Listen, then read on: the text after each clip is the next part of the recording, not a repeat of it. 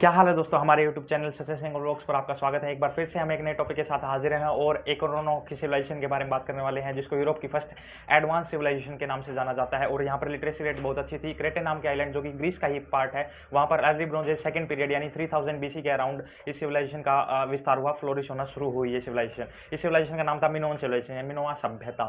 तो क्या मिनोआ सभ्यता की क्या स्पेशलिटीज थी, क्या वहाँ की आर्ट थी, क्या लोगों के ऑक्यूपेशंस थे, क्या वो ट्रेड करते थे, इन्हीं सारी चीज़ों के बारे में हम इस वीडियो में बात करने वाले हैं। तो शुरू करने से पहले हमारे वीडियो को लाइक कर दीजिए, हमारे चैनल को सब्सक्राइब कर दीजिए और बेल आइकन को प्रेस कर दीजिए। और यार प्लीज़ इस वीडियो को पूरा देखना, क्योंकि यार जब तुम आधे में क्विट करते हो तो यार बुरा लगता है भाई। आप लोग भी पहले ही बताया कि अर्ली ब्रोंज एज पीरियड को पूरी तरह से 4 कैटेगरीज में डिवाइड किया गया था। Early bronze age first, early bronze age second, early bronze age third और early bronze age fourth. Early bronze age second यानी 3000 BC, 3000 BC में क्रेटे नाम के आइलैंड, जो ग्रीस का ही एक पार्ट है, वहां पर मिनोअन सिविलाइजेशन का विस्तार होना शुरू हुआ था। और 1100 BC यानी 1100 BC तक ये सिविलाइजेशन वहां पर चली। मतलब 1100 BC तक ये सिविलाइजेशन इफेक्टिव थी। मतलब लेट ब्रोंज एज के एंड तक ये सिविलाइजेशन वहां पर क्रेटे नाम के आइलैंड पर इफेक्टिव थी। मिनोअन सिविलाइजेशन को यूरोप की फर्स्ट एडवांस सिविलाइजेशन कहा जाता है। ऐसा क्यों है? क्योंकि यहाँ का जो आर्ट वर्क था वो काफ़ी यूनिक और स्पेशल था। साथ में यहाँ की जो आर्किटेक्चरल इंफ्रास्ट्रक्चर थी वो बहुत ही लाजवाब थी। और जो ग्रीस की लैंग्वेज है उसकी फर्स्ट राइटिंग स्क्रिप्ट, जिसको लीनियर ए बोला जाता है, वो भी मिनोन सिविलाइजेशन यानी मिनोन सिविलाइजेशन के वक्त ही इवोल्व होना शुरू हुई थी। 1800 BC में जब मिडल ब्रॉन्ज एज चल रहा था तब इवोल्व होना शुरू हुई थी। और साथ में जो ऐसा भी माना जाता है कि यहाँ की जो राइटिंग स्क्रिप्ट है, ये जो राइटिंग स्क्रिप्ट लीनियर ए है, ये मेसोपोटामियन राइटिंग स्क्रिप्ट और इजिप्शियन राइटिंग स्क्रिप्ट से ही इवोल्व हुई है। और इसमें जो अल्फ़ाबेटिकल सिंबल्स हैं उनका क्या मतलब है अभी तक ये पता नहीं चल पाया है। कई हिस्टोरियंस, कई स्कॉलर्स का ये मानना है कि ये जो अल्फ़ाबेटिकल सिंबल्स हैं इनका रिलेशन ये रिलेटेड हो सकते हैं, वहाँ की लोकल लैंग्वेज जो बोली जाती थी उससे रिलेटेड हो सकते हैं। साथ में कई दूसरे हिस्टोरियंस का मानना है कि ये रिलीजन से भी रिलेटेड हो सकते हैं, जैसे कि ये प्रेयर हो सकती है। साथ में दूसरे कुछ और लोगों और हिस्टोरियंस और स्कॉलर्स का मानना है कि वहाँ ट्रेड बहुत ही इफेक्टिव था, इसीलिए हिसाब किताब और अकाउंटिंग के लिए इन सिंबल्स का यूज़ किया जाता था। पर अभी तक पूरी तरह ये पता ही नहीं चल पाया है कि इन सिंबल्स का क्या मतलब है। अभी तक कोई भी इस रिलेशन में खबर नहीं है। दोस्तों, मिनोअन सिविलाइजेशन के रिलेशन में काफ़ी सारे मिथ हैं, काफ़ी सारी कल्पित कथाएं हैं। और ये जितने भी मिथ्स हैं ये वहाँ के पहले राजा जिनका नाम मिनोस था उनके बारे में है। और जो सबसे ज़्यादा फेमस मिथ है उसमें स्पेशली दो कैरेक्टर होते हैं। पहला कैरेक्टर है गॉड जूस, या गॉड जूस यानी भगवान जूस, जो कि जिनको गॉड ऑफ थंडर भी बोला जाता है। और जो दूसरी कैरेक्टर है वो है यूरोपा, जो फोइनिशिया नामक जगह की प्रिंसेस होती है। होता क्या है इस कहानी में, गॉड जूस को यूरोपा पसंद आ जाते हैं, यानी गॉड जूस फोइनिशियन प्रिंसेस यूरोपा की तरफ आकर्षित हो जाते हैं। और फिर क्या होता है, वो अपने आप को व्हाइट बुल में बदल कर यूरोपा को पीठ पर बैठाकर समुद्र की सैर कराते हैं और क्रेटे पर आ जाते हैं। और बाद में उनको एक लड़का होता है जो जिसका नाम वो मिनोस रखते हैं, और वो आगे चलकर वहां का राजा बनता है। और इसी मिथ के बेसिस पर आर्थर इवान, जो कि ब्रिटिश आर्कियोलॉजिस्ट है, जिन्होंने 90s में क्रेटे की अलग अलग जगह पर खुदाई की और इस सिविलाइजेशन से रिलेटेड आर्टिफैक्ट्स खोजे हैं, उन्होंने इसी मिथ से जानकारी लेकर किंग मिनोस के नाम पर ही इस सिविलाइजेशन का नाम मिनोन सिविलाइजेशन रखा।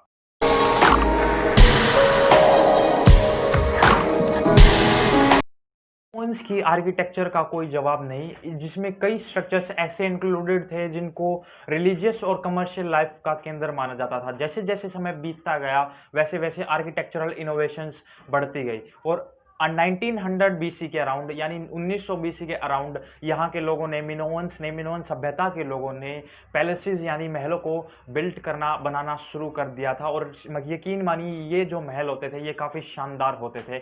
इनकी जो स्ट्रक्चर थी वो काफ़ी कॉम्प्लेक्स होती थी, मानो एक भूल भुलैया हो। इन्हें लो हिल्स पे बनाया जाता था और जो इनकी बाउंड्री वॉल्स होती थी, जो डिफेंसिव वॉल्स होती थी, वो ज़्यादा ऊंची नहीं बनाई जाती थी, सिर्फ एंट्रेंस को ही ज़्यादा ऊंचा बनाया जाता था। और एक रेक्टेंगुलर कोर्ट यार्ड यानी एक आसान भाषा में कहें रेक्टेंगुलर स्पेस के अराउंड बहुमंजिला इमारतें बनाई जाती थी, यानी मल्टी स्टोरेड विंग्स बनाई जाती थी, जिसमें छोटे और बड़े काफ़ी ज़्यादा कमरे होते थे। ईस्ट साइड की जो इमारत थी उसको स्टोरेज हाउसेस की तरह यूज़ किया जाता था, जिसमें क्रॉप्स और दूसरी चीज़ों को स्टोर किया जाता था। जो वेस्ट की जो विंग थी उसको मेनली मैगजीन्स के लिए कलेक्शन के लिए यूज़ किया जाता था। और जो नॉर्थ की विंग थी उसको मेनली आर्टिस्ट की वर्कशॉप के लिए यूज़ किया जाता था।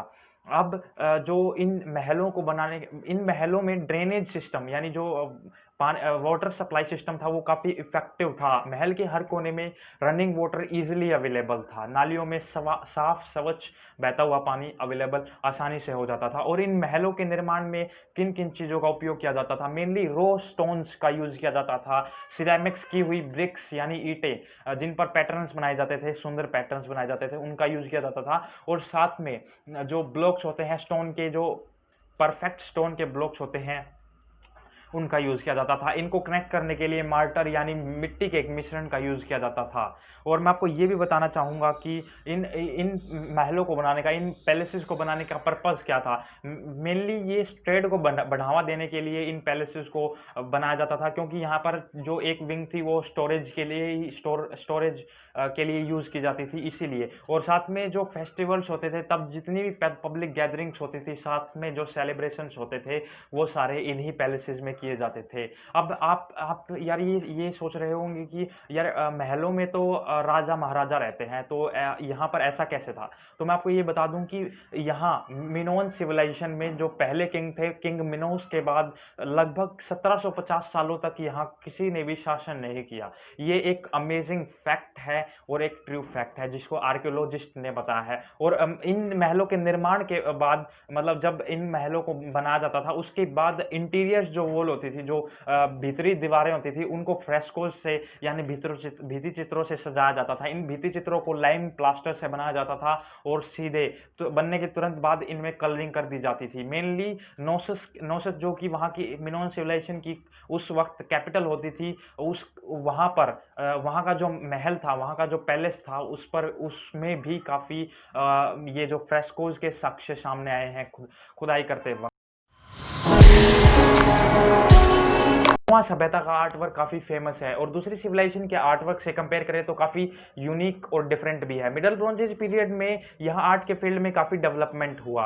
और अगर हम इस यूनिक आर्टवर्क में इंक्लूड करें तो सबसे पहले पेंटिंग्स में फ्रेस्कोस यानी भित्ति चित्रों को इंक्लूड करके, इन भित्ति चित्रों को दीवारों पर लाइम प्लास्टर से बनाया जाता था और इसमें मेनली पुरुषों, महिलाओं और जानवरों को चित्रित किया जाता था और बनाने के तुरंत बाद इसमें कलरिंग कर दी जाती थी। दूसरी तरफ जो इजिप्शियन फ्रेस्कोस थे, उसमें बनाने के तुरंत बाद ही कलरिंग नहीं की जाती थी, बल्कि पहले उन्हें सूखने के लिए रखा जाता था, फिर उसके बाद कलरिंग की जाती थी। और जो मिनोअन फ्रेस्कोज में जो महिलाओं की स्किन होती थी उसका कलर वाइट होता था, और जो आदमियों की, जो यानी पुरुषों की जो स्किन होती थी उसका कलर रेडिश ब्राउन होता था। और आर्कियोलॉजिस्ट ने अलग अलग लोकेशंस पे खुदाई की है और इन मिनोअन फ्रेस्कोज के अवशेष निकाले हैं। जो सबसे ज़्यादा फेमस फ्रेस्कोज थे यानी भित्ति चित्र थे, उनको पैलेसेस यानी महलों में ही बनाया जाता था।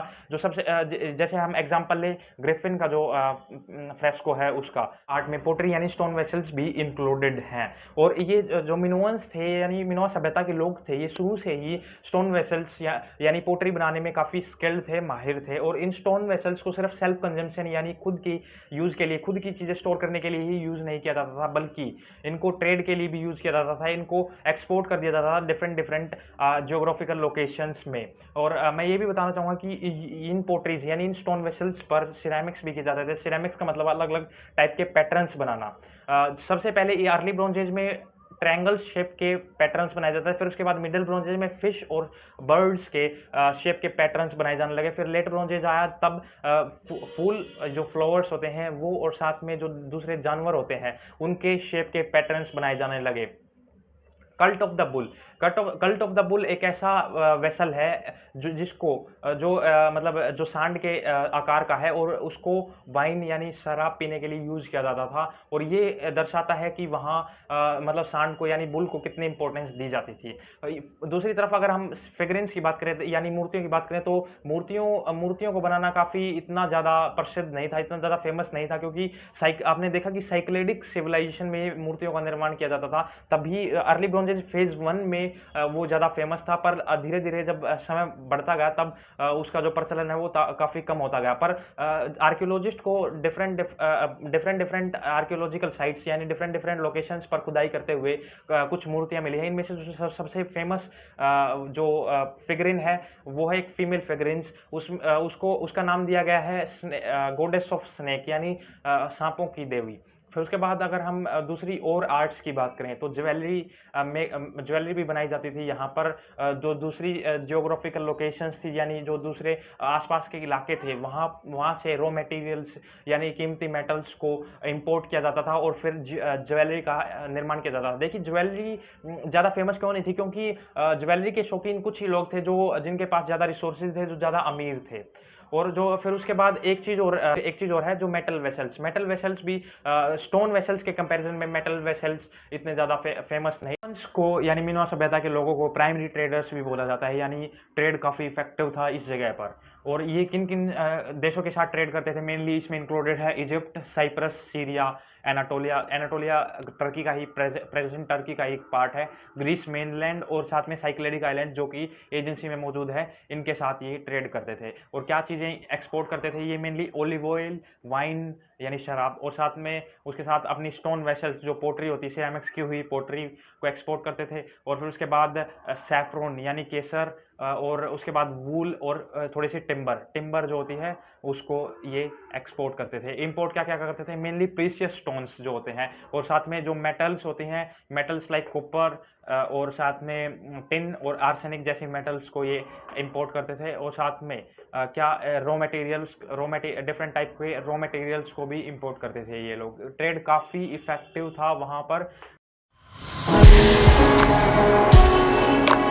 देख लेते हैं अदर कल्चरल एक्टिविटीज़ के बारे में। अदर कल्चरल एक्टिविटीज़ में मेनली जब भी कोई फेमस फेस्टिवल या कोई भी ओकेजन होता था तो वहाँ के लोग एक डांस करते थे जिसका नाम होता है सर्कुलर डांस, यानी ग्रुप एक्टिविटी होती थी, ग्रुप डांस होता था जिसमें मैन और वुमेन दोनों ही पार्टिसिपेट करते थे। ये बहुत ही फेमस डांस था वहाँ का। अगर हम वहाँ के ऑक्यूपेशंस की बात करें तो कॉमन जॉब्स थी वहाँ के लोगों की। वहाँ के लोग वैसे स्किल्ड वर्कर्स थे, तो वहाँ की जो कॉमन जॉब्स थी फिशिंग, हंटिंग, फार्मिंग, और कुछ टेक्सटाइल वर्कर्स थे, कुछ आर्टिस्ट थे जो फ्रेस्कोज और पेंटिंग्स बनाते थे, और कुछ पोटर्स थे यानी जो पोट्री का निर्माण करते थे। यही वहाँ की कॉमन जॉब्स होती थी। और अगर हम वहाँ के फूड की बात करें तो मिनोअन फूड की बात करें तो मिनोअन्स एक तो फिशेज, जो स्मॉल फिशेज होती हैं, कटल फिशेज होती हैं, और साथ में सी फूड को मिलाकर फिर उसके बाद जो फार्मिंग यानी एग्रीकल्चर एक्टिविटीज़ का जो प्रोडक्शन होता था, फसलें होती थी, उनको कंज्यूम करते थे। मेनली इन फसलों में गेहूं और जो शामिल है, जो कि अलग अलग कैटेगरीज होती थी। और साथ में ये कुछ पशुओं का भी पालन करते थे, जैसे सुअर, भेड़ और बकरी।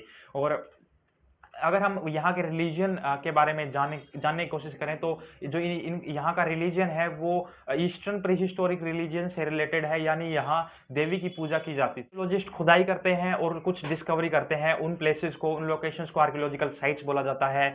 और मिनोन सिविलाइजेशन से रिलेटेड भी काफ़ी आर्कियोलॉजिकल साइट्स क्रेटे पर मौजूद हैं। इनमें से 3 मेन जगहों के बारे में बात करने वाले हैं। पहली है नोसोस उस समय की वहाँ की कैपिटल हुआ करती थी, और यहाँ सन 1900 में आर्थर इवांस जो कि ब्रिटिश आर्कियोलॉजिस्ट थे, उन्होंने खुदाई की है और वहाँ के प्राचीन महल के अवशेष उन्होंने खोज निकाले हैं। और उन्होंने पता लगाया है कि अराउंड 1300 से ज़्यादा कमरे वहाँ पर थे, और इन कमरों में लाइट वेल्स थे, और यहाँ का जो ड्रेनेज सिस्टम था वो काफ़ी अच्छा था। और इनकी स्ट्रक्चर, इसकी पूरे महल की स्ट्रक्चर काफ़ी कॉम्प्लेक्स थी। और उन्होंने ये भी बताया है कि यहाँ पर जो अब फ्रेस्कोज किए जाते थे यानी भित्ति चित्र बनाए जाते थे, उनके भी अवशेष मिले हैं। मेन भित्ति चित्रों में सबसे पहले डॉल्फिन्स को बनाया जाता था, दूसरे फिशेस को बनाया जाता था, और ग्रिफिन को बनाया जाता था। और साथ में एक जो स्पोर्ट्स के जो फ्रेस्कोज भी के अवशेष भी मिले हैं, जिसमें बॉक्सिंग करते हुए 2 पुरुषों को दिखाया गया है। दूसरी जो आर्कियोलॉजिकल साइट है उसका नाम है मालिया। इस जगह पर 1915 में ग्रीक आर्कियोलॉजिस्ट जोसेफ हैट्जिडाकिस ने खुदाई की थी, और यहाँ पर भी सेम नोसोस की तरह यहाँ पर भी एक और प्राचीन महल के अवशेष मिले हैं। और मैं ये भी बताना चाहूँगा कि ये महल अराउंड 7500 मीटर स्क्वायर की एरिया में बना हुआ था। जो तीसरी आर्कियोलॉजिकल साइट है उसका नाम है जाक्रोस में 1901 में यहाँ डी होगार्थ ने खुदाई की थी, और यहाँ पर पोट्री उस टाइम के जो स्टोन वेसल्स थे वो काफ़ी मात्रा में सामने आए हैं। मेनली स्टोरेज जार्स जो होते थे, जिन जार्स में जिन जगहों में स्टोर किया जाता था पेय यानी कुछ जल और दूसरी चीज़ें स्टोर की जाती थी। वो साथ में कुछ वासेस 50 से 60 वो वासेस जो होते हैं जिनमें फूल वगैरह को सजाया जाता था, उनको खोजा है, उन स्टोन वेसल्स को खोजा है। और साथ में मैं ये भी बताना चाहूँगा कि जो लिनियर ए टैबलेट थी, जो वहाँ की जो फर्स्ट राइटिंग स्क्रिप्ट थी ग्रीक लैंग्वेज की, वो भी वहीं से ज़ाक्रोस नाम की जगह से ही मिली है। यहाँ पर 1901 में डी होगार्थ ने खुदाई की थी। बाद में यहाँ पर 1961 में दोबारा से खुदाई हुई। जो ये मिनोआ सभ्यता थी, मिनोअन सिविलाइजेशन थी, इसका एंड कैसे हुआ, ये एक मिस्टीरियस फैक्ट है। यह पूरी तरह से अभी मिस्ट्री है, रहस्य है, पता ही नहीं चल पाया है कि कैसे एंड हुआ, क्लियर कुछ भी नहीं है। पर ऐसा माना जाता है कि 1500 BC के अराउंड थेरा नामक जगह जो क्रेटे में ही है, वहां पर वोल्केनिक इरप्शन हुआ था। तो वहां की जो नियर जो आसपास की सिटीज थी उनमें काफी नुकसान हुआ था, वो पूरी तरह डिस्ट्रॉयड हो गई थी, पूरी तरह नष्ट हो गई थी। तो इसी वजह से वहां का जो ट्रेड नेटवर्क था वो काफी इफेक्ट हो गया था। इस चीज की वजह से ट्रेड नेटवर्क टूट गया था पूरी तरह से। एक तो ये कारण माना जाता है, पर दूसरे कुछ लोग कहते हैं वोल्केनिक इरप्शन से जो नुकसान हुआ था उसके बाद मतलब वहां माइसिनियन सिविलाइजेशन जो कि ग्रीक मेनलैंड पर चल रही थी, जो माइसिनियन सिविलाइजेशन के लोग थे, जो मिनोन सिविलाइजेशन के पैरेलल चल रही थी, उन लोगों ने, वो मेनली वॉरियर लोग होते थे, उन्होंने मिनोन सिविलाइजेशन पर कब्जा कर लिया था। और 1100 BC के यानी लेट ब्रोंज एज के एंड तक ये सिविलाइजेशन बिल्कुल एंड हो गई।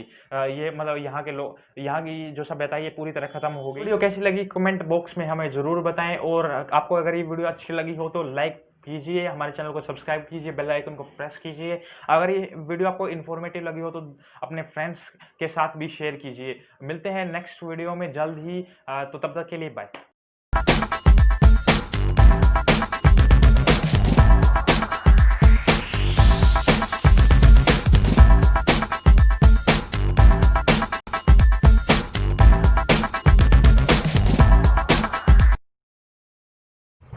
Thank you, Wikimedia Commons.